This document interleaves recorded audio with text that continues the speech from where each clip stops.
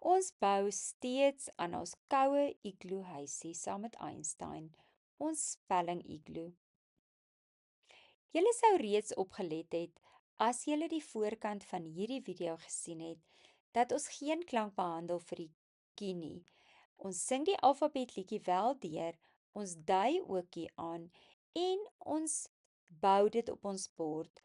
Die klank wat aangedui is bo die kie is ko en dit is direk geneem uit Engels uit. Daarom ook steeds grys.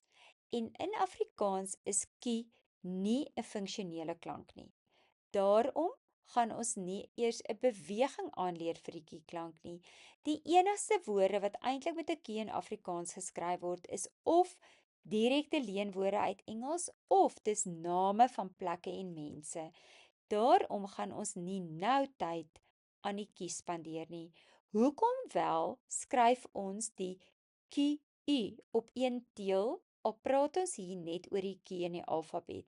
Die rede is in Engels word daar altyd 'n u na die kie geskryf in alle woorde en ons beeld dit uit op een teel sodat leerders visueel oefen om te onthou om die u in Engels after the Q te gebruik.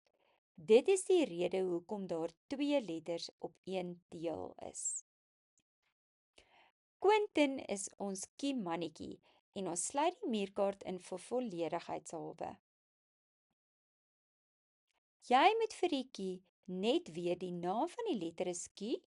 Jy moet ook dit in woorde kan uitken indien dit wel gebruik word. En jy met die lettervorming kan jy aanleer, aangesien jy dit wel in Engels moet skryf.